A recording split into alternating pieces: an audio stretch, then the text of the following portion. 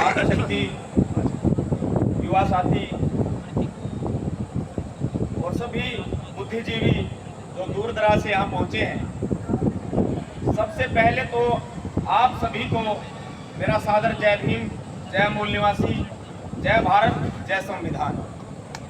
क्योंकि आज जिस जगह आप बैठे हो और जो लड़ाई आप लड़ रहे हो, जो संघर्ष आप कर रहे हो, उसके लिए मैं आपको बधाई देता हूँ।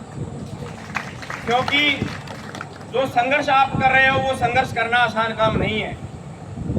बाबा साहब ने कहा था कि आपके जो अधिकार हैं ये आपको मांगने से नहीं मिलेंगे, आपको इन्हें छीनना पड़ेगा। आज साथी भी यहाँ बोल रहे थे कि हमारे कर्मचारी साथी हैं, लेकिन अगर मैं सही मायने में इसका आंकलन करूं तो हम कर्मचारी नहीं बंधुआ मजदूर बना दिए हैं सरकारों ने। अपने बारे में मैं बताना चाहूंगा, मैं advocate Vinod Kataria, people's party of India democratic का प्रदेश अध्यक्ष और आपके रोहतक लोकसभा 2024 का प्रत्याशी रहा हूं। और मैं आपको बताना चाहता हूं कि आने वाले समय में भी अगर हमने अपने अधिकारों को नहीं जाना और संविधान के अंदर जो हमारे यहाँ पर अधिकार हैं उनको नहीं समझा, तो ये लोग हमें अधिकार जो हमारे हैं उनको दिखाकर हमें उन्हीं के लिए तरसाने का काम करेंगे।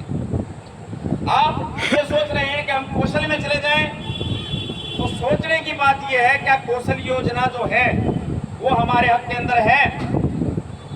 क्या जो संविधान है उसके अंदर इस तरह की कोई व्यवस्था है? क्या हमें बराबरी का हक मिल रहा है?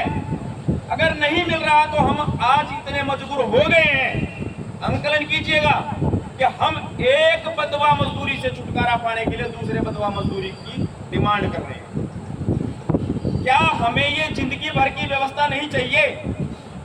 क्या हम इस देश के नागरिक नहीं हैं? अगर हम इस देश के नागरिक हैं, हमारे संविधान के अंदर हमारे लिए बराबर के हक लिखे गए हैं, अधिकार लिखे गए हैं, तो फिर हमें वो टुकड़ों में क्यों दिए जा रहे हैं?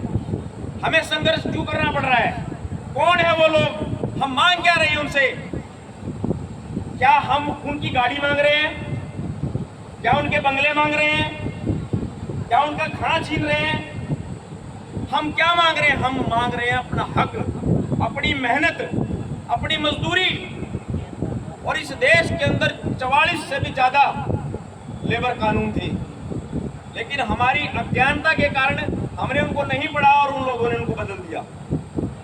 आज HKRN के अंदर भी हमारे जो कौशल के अंदर जो लोग आ रहे हैं वो युवा छट के भर्ती हो रहे हैं, जिनके अंदर एक से बढ़कर एक प्रतिभा है, लेकिन उनको 18-20 हजार की नौकरी में बांध के सिमेटा जा रहा है। सोचने की बात यह है कि आने वाले समय में हम अपने बच्चों को क्या देके जा रहे हैं? क्या हम उनको लाखों करोड़ों रुपए लगाकर पढ़ा लिखा कर कौशल योजना देंगे? आपके PGI के अंदर ये अनाउंसमेंट की जाती है कि आने वाले समय में PGI के अंदर डॉक्टर भी कौशल योजना में लगाए जाएंगे। क्या करोड़ रुपया लगाकर आप अपने बच्चे को 20-30 हजार रुपए की नौकरी दिलाओगे? क्या ऐसी व्यवस्था आप चाहते हो? अगर ऐसी व्यवस्था नहीं चाहते तो ये जोर जुल्म की टक्कर में संघर्ष हमारा नारा है, इसे मजबूत करने की जरूरत है। और इसे इतना मजबूत करने की जरूरत है कि जो सामने आएगा उसे मानना पड़ेगा कि ये जो लोग खड़े हैं ये आपकी व्यवस्था को चरमरा देंगे। जितनी भी सारी व्यवस्थाएं हैं उसको आपने मैनेज किया है। अगर आज आप यहाँ बैठे तो PGI के अंदर तराई तराई मची हुई है, इस बात को आप समझें। मैं यहाँ अभी साथियों से बात हुई, साथियों ने बताया भी, जैसे ही मुझे पता चला और मैंने सभी साथियों को कहा, देश के कोने कोने के अंदर हम काम कर रहे हैं, 22 राज्यों के अंदर हम ये लड़ाई लड़ रहे हैं और पूरे देश के अंदर ये आगाज कर रहे हैं कि भारत के संविधान के अंदर जो हक और अधिकार आपको दिए गए हैं उनको जानने की जरूरत है कि हमें व्यवस्था परमानेंट चाहिए। हमें ऐसी व्यवस्था चाहिए जैसी व्यवस्था उन लोगों को दी गई है जो बचपन से लेकर आखिरी तक उनको टेंशन नहीं है कि हमें आगे कहाँ क्या करना है, कहाँ जाना है, क्या मतलब उनकी व्यवस्था किस तरह की है। और हमें आज एक चीज के लिए सोचना पड़ता है, क्या 18-20 हजार रुपए में आप अपने बच्चे को एजुकेशन दे पा रहे हो जो अधिकारी दे रहा है? जब शिक्षा का अधिकार सबको बराबर है, व्यवस्था सबके लिए बराबर है, तो इन बच्चों के अंदर भी भेदभाव क्यों? हमारा बच्चा अगर छोटे स्कूल में पढ़ेगा तो क्या वो कॉन्वेंट स्कूल वाले बच्चों की बराबरी कर पाएगा? अगर नहीं कर पाएगा तो हम अपने बच्चों के लिए कैसा भविष्य तैयार कर रहे हैं, ये हमें सोचने की जरूरत है। और ज्यादा शब्द मैं ना कहते हुए सिर्फ इतना ही कहूंगा कि आज जो आपने स्टेप लिया है, इस कदम को वापस ना लेके, एक बार पहले भी सरकार ने घुटने टेके थे, आपके सामने कहा था कि मैं ये जो डिमांड आपकी है उसको मानने के लिए तैयार हूँ, लेकिन वो वादा नाफरमानी उन्होंने किया और उसके बाद हमें आज दोबारा मैदान में आना पड़ा।